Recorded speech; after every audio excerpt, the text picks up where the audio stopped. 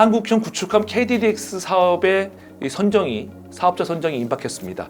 방위사업청이 관례대로 수주계약을 택할지 아니면 HD 현대중공업과 하나오션의 경쟁 입찰을 택할지 관심이 쏠립니다. 아니면 공동 설계하고 1, 2번 함을 동시에 건조하는 공동 개발을 최종 결정할지를 놓고서 방위사업청이 17일 날 KDDX 상세 설계 및 선도함 건조 사업 방식을 심의할 예정이라고 합니다. 이 안건이 다음 달에 방위사업청 추진위원회에서 최종 결정될 텐데요. 그래서 저희가 좀 급하게 준비했습니다. 군사 전문가 모셨습니다. 김대영 한국국가전략연구원 군사전문연구위원 오셨습니다. 안녕하세요. 안녕하십니까. 네, 본론으로 바로 들어가겠습니다. 네.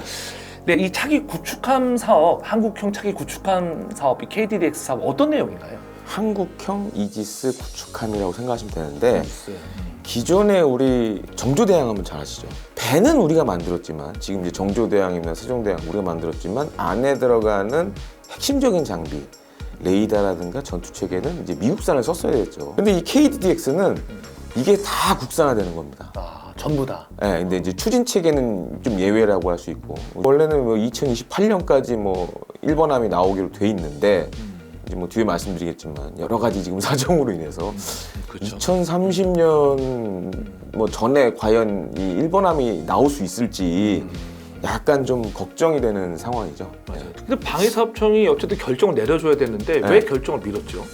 원래 계획대로였더라면 HD현대중공업이 상세 설계하고 이제 선도함 건조까지 가야 되는데 네네. 근데 이게 약간 이상한 일이 생겼잖아요. 합법적인 일도 아니었고 다 좀 뭔가 이제 속된 말로 야로가 있는 일들이 생겼잖아요. 그렇습니다. 네. 네네. 논란이 이제 벌어지기 시작했죠. 그렇죠.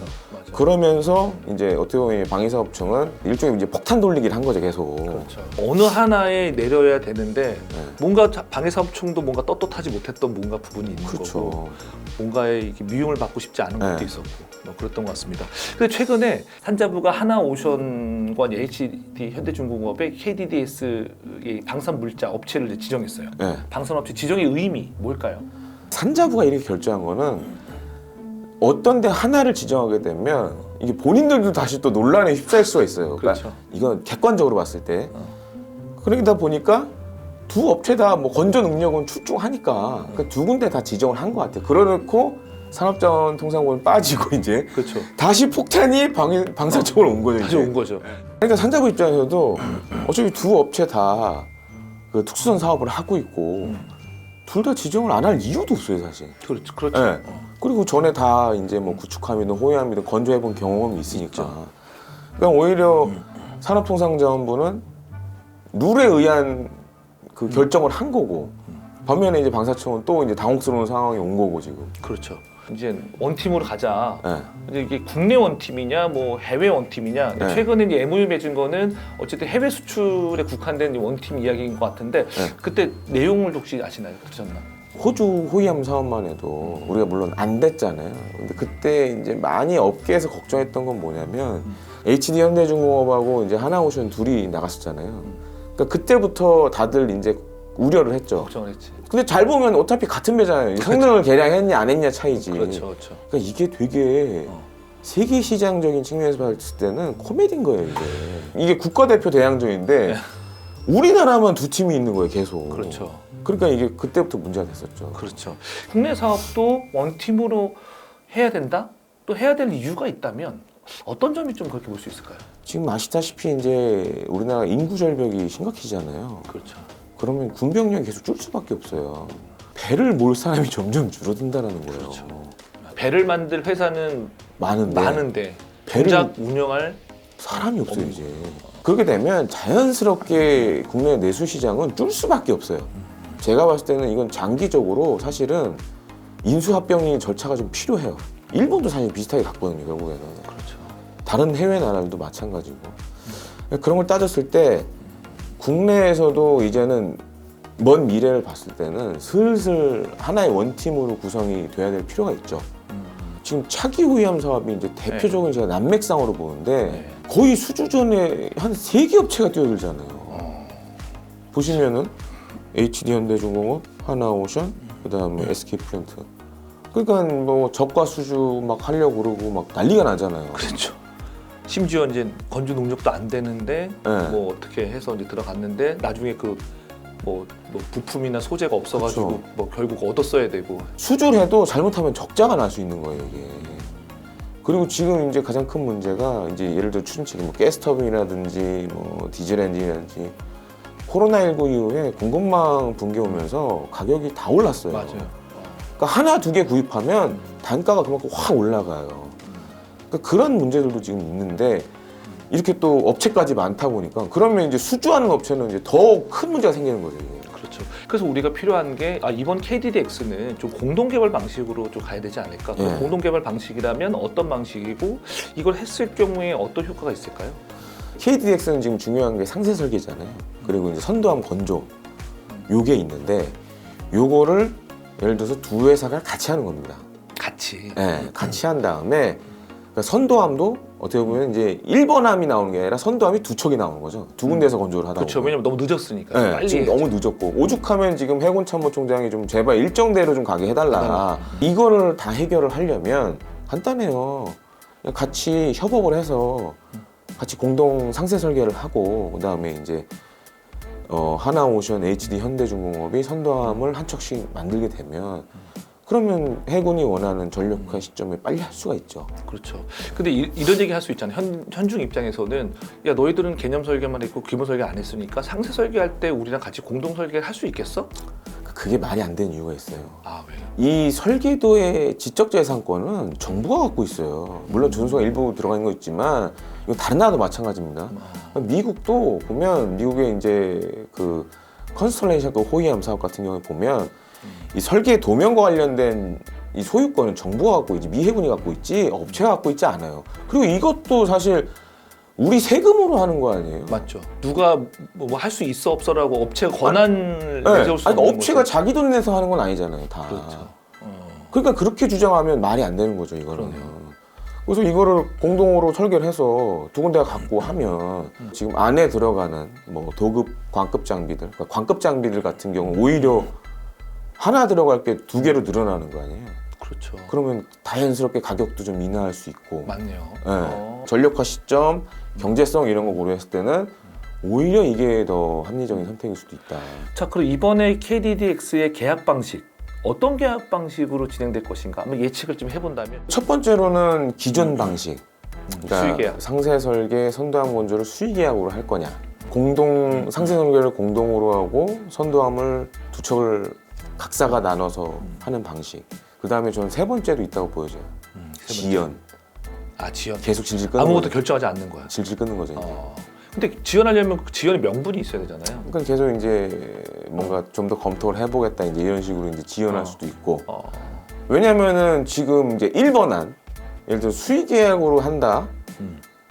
과연 그럼 여론이 이게 정리가 될까요? 수의 계약으로 결정했을 때 그 논란이 분명히 일 것이라는 게 업계에서는 다 알고 있죠. 그러니까 그 논란이 불가피할 이유는 혹시 뭔지. 그 간단해요. 그러니까 기본 설계 뭐 그 자료라든가 이런 거를 사실은 약간 군사기밀 탈취에 대한 탈취. 부분들은 뭐 다 그 다음에 지금 사실 이제 HD 현대중공업이 그런 것 때문에 지금 감점도 받고 있는데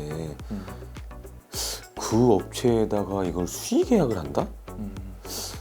그게 우리 일반 국민들이 과연 납득을 할 수 있을까요? 추후에 비슷한 일이 생겼을 때 그럼 어떻게 할 거예요, 방사청은? 어떻게 보면 제가 이제 어느 기업을 편드는 게 아니고요. 네. 만약에 이렇게 해가지고 사쳐도 원팀이 돼도 좀 문제라는 생각이 드는 게 이 도덕적인 개념을 그렇죠. 해외에서는 되게 중요시 여기잖아요. 네. 그런 업체와 원팀을 해가지고 뭐를 했다라고 했을 때 해외 기업들은 과연 그럼 좋게 볼 것이냐. 네. 논란이 있다 이런 것들이 해외 기사에 나와요. 근데 이런 상황에서 과연 이런 방사청이 이렇게까지 해버리면 어떤 문제가 생기냐면 방사청의 공신력에 대해서 해외 언론들도 문제를 삼을 수 있어요. 방사청 너희들은 그런 규정이나 제재할 수 있는 게 없느냐. 매번 방사청에 생긴 문제가 이상하게 결정해서 나중에 감사당하고 민형사 이런 거 걸리고 막 다 이러거든요. 그래서 왜 이렇게 무리수를 두면서 이걸 하는지 모르겠다. 예, 지금 그래서 그 얘기를 다시 하시는 분들이 많아요. 옛날에는 이제 전문화 계열화 제도가 있었잖아요. 전문화 계열화. 차라리 전문화 계열을 다시 하는 게 낫지 않냐. 그래서 계속 경쟁 붙여가지고 예를 들어서 이제 무슨 진짜 저가 입찰하게 만들고 빵원 입찰하게 만들고 과연 이게 그럼 우리 국민 입장에서 봤을 때 좋은 일이냐 이게. 물론 당장 봤을 때는 세금을 아끼는 방법일 수도 있는데 결론적으로 보면 결국 제사 깎아먹기예요. 어차피 다시 돌아올 수밖에 없어요. 그 돈 안 썼다고 해서 지금 안 쓰는 거지 나중에 다시 돌아오게 돼 있어요. 맞아. 그러니까 이게 약간 조삼모사가 돼버렸죠 지금 상당히 그렇죠. 상황이. 지금 어쨌든 기본 설계만 해놓은 상황이잖아요. KDD 네. 기본 설계. 네. 이게 오래 전에 했던 설계라고 좀 들었거든요. 이거 맞아요. 그럼 보완해야 되지 않을까요? 보완할 점이 많죠. 아 많죠. 지금 이제 차기 호위함 배치 2, 배치 3가 공통적으로 갖고 있는 문제가 있어요. 배가 너무 작아요. 배수량이 작은 거네요. 네, 배수량도 작고 그러다 보니까 어떤 문제가 있냐? 확장성이 없어요, 얘가. 작전 범위가 좁아. 그것도 마찬가지예요. 왜냐면 멀리 못 나가. 우리나라 차기 호위함들은 기본적으로 목적은 지역 함대용, 그러니까 1, 2, 3함대용이지 대양에 나가서 작전하는 거를 기본으로 생각하고 있지 않았어요. 잘 보시면 이게 오래된 지금 기본 설계다 보니까 유무인복합이나 이런 걸 적용할 수 있는 공간이 제가 봤을 때 거의 없어요 지금. 그러네요. 그래서 사실은 지금 KDX도 우리가 좀 고민을 해봐야 될 게, 자 그냥 하나의 선형으로 6척을 쫙 뽑을 거냐, 아니면 3척씩 끊어서 배치 1, 배치 2 방식으로 성능 개량을 해나갈 거냐, 좀 고민을 해봐야 돼요 진짜. 미래 우리 그 지금 해군 구축함의 호위함의 트렌드를 못 따라갈 수가 있어요. 기존 설계안을 성능 개량하는 방식으로 해서 배치 2를 빨리 하는 것도 방법. 뭐 배수량도 늘리고 뭐 유무인 뭐 여러 가지 무인. 그 다음에 이제 지금 또 하나의 문제가 사람 수를 줄여야 되거든요. 아마 지금 KDDX 같은 경우는 이제 100명이 좀 넘을 걸로 예상이 되는데, 지금 잘 보시면 일본의 그 호주 해군 호위함 사업에서 일본 모가미급이 인정받았던 것 중에 하나가 운용 인원이 100명 미만으로도 할 수 있어요. 그런 것도 고려를 해봐야 돼요, 배치 2는. 할 게 많네요. 그러니까 이제 방사 지금 입장에서 제일 좋은 건 공동 상세 설계 선도함 2척 건조하는 거. 두 개 업체가 이렇게 서로 윈윈할 수 있는. 아니면 정말 무리수를 두서라도 이거 하고 싶다. 그러면 배치 2를 빨리 해야 돼요. 그럼 상쇄를 좀 할 수 있다고 저는 보는데, 과연 지금 방사청이 그런 결정을 할 수 있을지는 모르겠어요. 그러네요. 지금 진짜 방사청이 판관 포청천처럼 공정한 결정을 해야 된다. 그리고 그렇죠. 근시안적으로 결정하면 안 된다 이제는.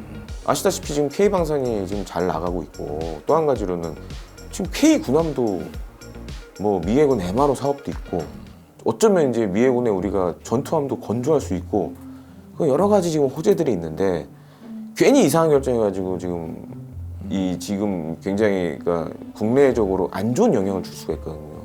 그러니까 그런 측면에서 방사청이 좀 심사숙고해야 된다. 맞습니다. 이번에는. 예. 뭐 지금 이제 정말 초읽기에 왔고 예. 이제 막판 결정이 남아 있는 만큼 마지막으로 좀 한 말씀 해주신다면. 지금 이 특수선 메이저들이 발상의 전환을 할 때가 왔어요. 아니 지금 좋은 말씀이에요. 장포도 또 듣기로는 지금 이제 9척인데, 자 이거 가지고 이제 또 머리 뜯고 싸울 거예요 아마. 또 잠수함의 명거 하나 오션 또 그게 있고. 우리가 해야 된다. 네. 그게 이제 아마 뭐 제가 예상하기로 틀릴 수도 있지만 올해 5월 말에 이제 마덱스 때 아마 둘 다 뭔가를 들고 나오고 갈 것 같긴 한데, 네네. 그러면은 이제 그때도 또 그런 일이 똑같은 일이 벌어지는 거죠. 계속. 그렇죠. 그래서 지금처럼 과연 이렇게 머리 뜯고 저 뜯고 이제 서로 난타전 해가면서 언론에서 막 동원해가지고 이제 하는 게 과연 맞냐? 진짜 진지하게 고민해봐야 돼요 이제는.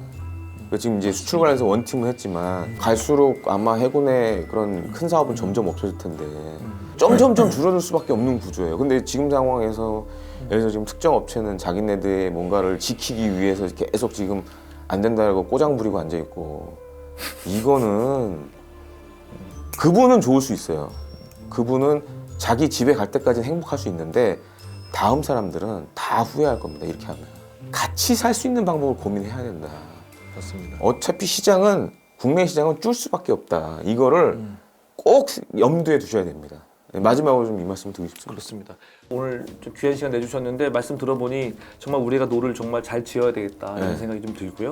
그러니까 소송전으로 그동안 갈등의 골이 깊었던 만큼 이번에 서로가 윈윈할 수 있는 합리적 방법을 반드시 찾아내서 그리고 더 나아가서 이 글로벌 수출 전략 우리 원팀 합의했지 않습니까? 네. 그래서 그런 글로벌 수출 경쟁력을 찾을 수 있는 계기가 됐으면 좋겠고 그런 바람입니다. 자, 오늘 김대영 군사 전문 연구 전문위원 나오셔서 오늘 좋은 말씀 해주셨고요. 이상 K방산 이슈앤 토크였습니다. 고맙습니다.